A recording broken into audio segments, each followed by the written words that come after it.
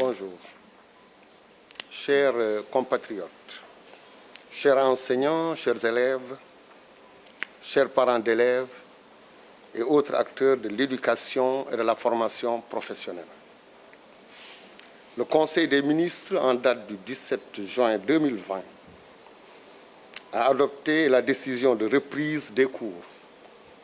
le jeudi 25 juin 2020 pour les classes d'examen de l'enseignement général et de la formation professionnelle et technique. Cette décision fait suite au report de la date du 2 juin 2020 par son Excellence le Président de la République dans l'unique but de protéger les élèves, les enseignants et toute la population de tout risque de contamination au virus de la COVID-19. Comme vous le savez, malgré les efforts considérables fournis par notre pays pour endiguer cette pandémie, à l'instar de presque tous les pays du monde, la situation perdure. Ayant pris l'option forte de miser sur le développement du capital humain comme pilier du plan Sénégal émergent, notre pays se doit d'adopter sa politique éducative à tous les contextes, particulièrement à la situation actuelle, afin de renforcer sa résilience efficace.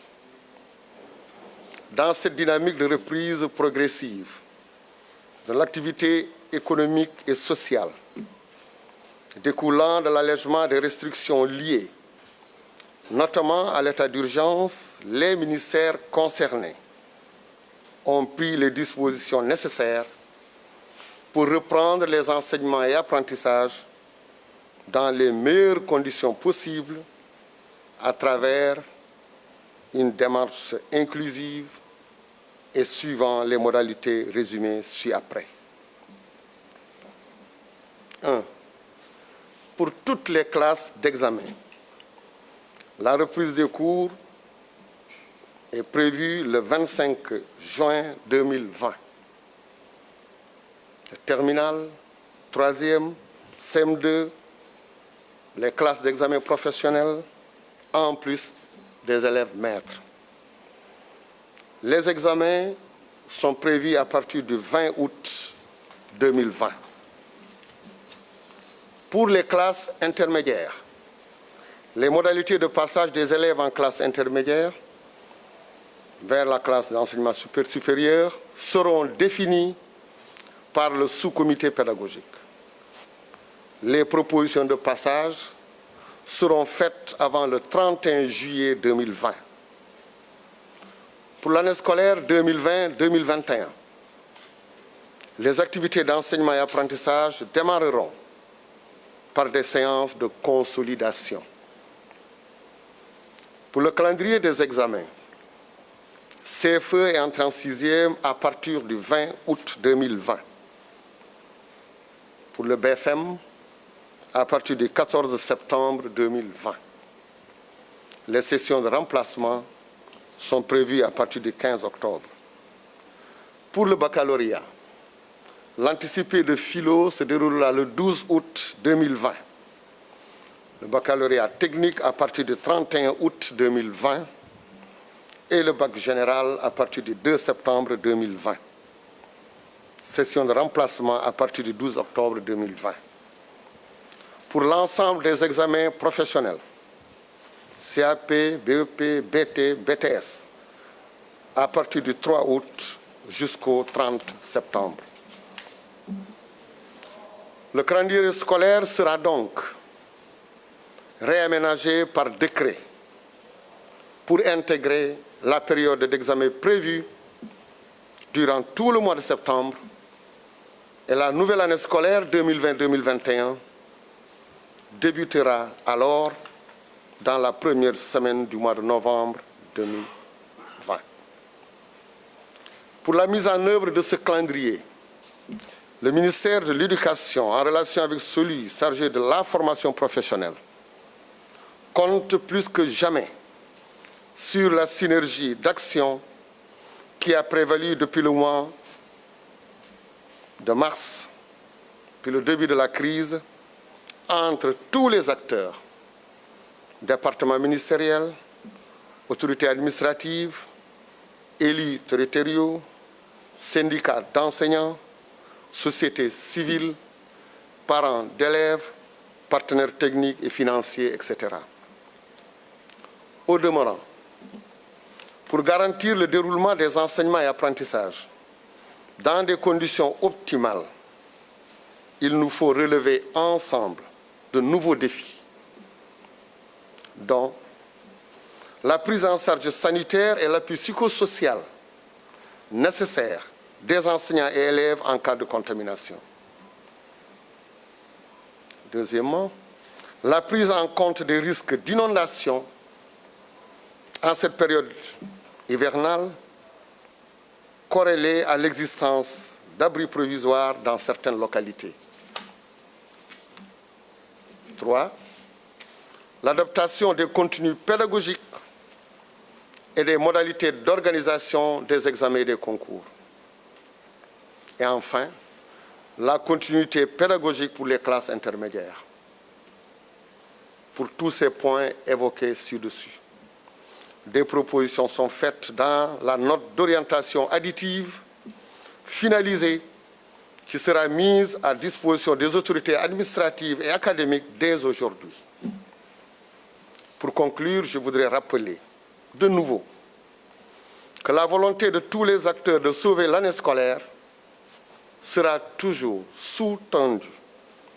par le respect strict du protocole sanitaire validé par le Comité national de gestion des épidémies, CRGE, en vue de garantir la sécurité sanitaire des apprenants et des enseignants. Je vous remercie.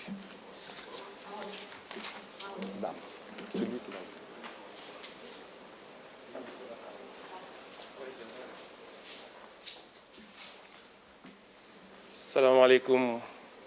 mbokku Sénégal salaamaaleykum mbokku jàngalekat ak mbokku élèves salaamaaleykum waajuru ndongo yi ak képp koo xam ne nii mi ngi yëngatu ci wàllu njàngale xale Sénégal ci wàllu enseignement général mais aussi ci wàllu formation professionnelle. xam ngeen ne démb ci conseil des ministres président de la république jël na dogal pour ñu delluwaat ndongo yi nga xam ne ñu nekk ci classe d'examen dellu ci école yi à partir ci alxamis bi ñu jëm muy ñaar fukki fan ak juróom ci weeru juin 2020 pour ndongo yi nga xam ne ñu ngi nekk enseignement général ak formation professionnelle et technique. décision boobu nga xam ni njiitu réew mi jël na ko gannaaw bi nga xam ni jàppoon nañ ne ñaari fan ci weeru juin bi weesu la ñu waroon dooraat njàngale mi ci classe d'examen yi. décision boobu nag li ko laloon mooy que président dafa am yéene protéger ndaw ñiy jàngi xale yi protéger jàngalekat yi mais protéger population yëpp ci mbas mi nga xam ni moom la ñuy dund. comme ni ngeen ko xamee suñu réew jël na matuwaay yépp ngir xeex mbas mi nga xam ni ci la ñu nekk daanaka ni ko dëkk yépp di defee ci àdduna bi waaye mën nañ jàpp ne xeex bi jeexagul. waaye comme président de la République dafa jàpp ne ci biir plan Sénégal émergent capital humain jàng dafa am solo ci askan moo tax mu jàpp ne saa su ne ci li ñu mën a jànkantool war nañu adapter suñu système éducatif et de formation pour que mu nekk système bu mucc ayib. ci dynamique bi nga xam ni moom la suñu réew dugg mooy oyofal lépp la nga xam ni jëm na ci état d'urgence ak li ko lal ñun ministère yi nga xam ni ñun la dénk njàng mi ñu daje pour waxtaan ci yan conditions la ñu war a dajale ci waxtaan ak acteurs yëpp ñi nga xam ni ñoo seq njàngale mi pour mën a dellu ci école bi. loolu moo tax waxtaan boobu jur bi ci njëkk mooy ne incha allah alxamis ñaar fukki fan ak juróom bii ñu jëm mooy alxamis ci tey bi bu dellusee ndongo yi nga xam ni ñi ngi ci CM2 ak ñi nga xam ni ñi ngi ci 3e di def brevet ak ñi nga xam ni ñi ngi ci terminal di def baccalauréat ak ñi nga xam ni ñi ngi ci formation professionnelle et technique dinañ dellu ci daara yi ñu jàpp itam que ne bépp examen ci yooyu ma wax nii dina door ñaar fukki fan ci weeru août 2020 incha allah pour ndongo yi nga xam ni dañu nekk ci classe yi nga xam ni defuñu examen ñu tudde leen classe intermédiaire boroom xam-xam yi dinañ saytu xool nan la ñuy xoolee seen jàll ci classe yi nga xam ni moo nekk ci seen kanam proposition yooyu incha allah dinañ ko def ak boroom xam-xam yi à partir fii ak le 31 juillet 2020 pour année scolaire bii di ñëw 2020-2021 njàng mi dina door pour que ñu doolelaat xale yi nga xam ni mu am noonu lu manqué ci seen formation ak seen jàng ci calendrier examen yi entrée en 6e dinañ ko def à partir de 20 août 2020 brevet ñu tuddee ko BFM à partir du 14 septembre fukki fan ak ñeent ci weeru septembre session de remplacement ñi nga xam ni jotuñu woon def brevet boobu ci jamono boobu dinañ mën a def seen examen ci fukki fan ak juróom ci weeru octobre ci wàllu baccalauréat bi anticiper philosophie ñi ngi ko jàpp fukki fan ak ñaar ci weeru août 2020 baccalauréat technique ñi ngi ko jàpp à partir ci fanweeri fan ak benn ci weeru août 2020 baccalauréat enseignement général dina tàmbalee à partir du 2 septembre ñaari fan ci weeru septembre 2020 ñi nga xam ni jotuñu woon def baccalauréat ñu tudde ko session de remplacement ñoom ci fukki fan ak ñaar ci weeru octobre 2020 la ñuy def seen examen boobu lépp loo nga xam ne nii mi ngi jëm ci wàllu examen professionnel CAP BEP BT BTS ñi ngi ko jàpp à partir du 3 août ba le 30 septembre 2020 ñetti fan ci weeru août ba fanweeri fan ci weeru septembre 2020 xam ngeen ne calendrier scolaire président de la République moo koy dogal donc comme dañ jàpp nañ bés yi président de la République dina jël décret pour daggaat année scolaire bi wax aussi que ne année scolaire 2020-2021 dina tàmbale ci première semaine mois de novembre 2020 incha allah pour ñu doxal calendrier bi ma wax léegi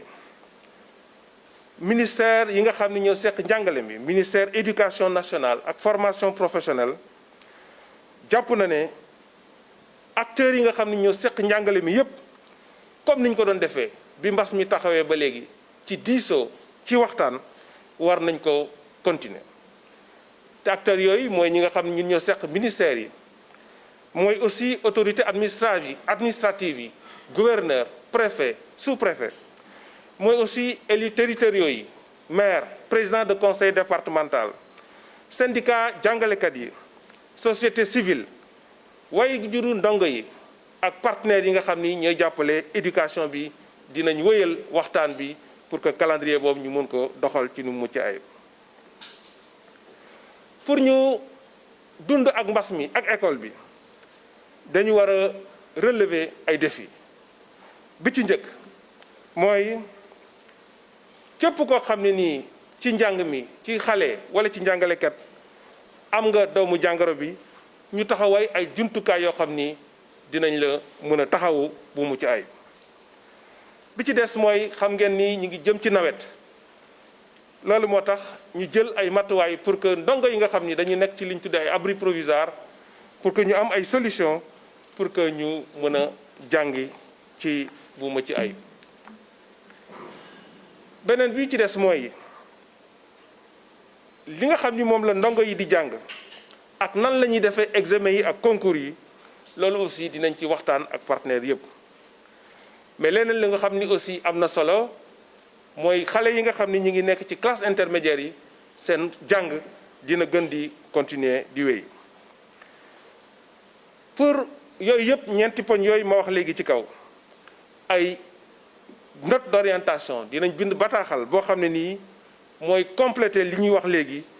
jublal ko képp ku nekk ci njàng mi mooy autorité administrative yi mooy autorité académique yi à partir de tey ci bés bi ñu nekk. pour daaneel maa ngi wax que ne suñu ñi ñëpp ministère président de la République d'ailleurs d'abord ministère parents d'élèves jàngalekat ñun ñëpp jàpp nañ ne année blanche baaxul ci suñu réew baaxul ci suñu éducatif waaye nag dinañ ko def pour sauver année bi mais sans càkkonte ak li nga xam ni waa kër docteur yi loolu la ñu wax ci biir protocole bi nga xam ne nii moom la comité bi nga xam ni borom xam-xam yi ci la ñuy saytu mbas mi ci biir Sénégal jërë ngeen jëf.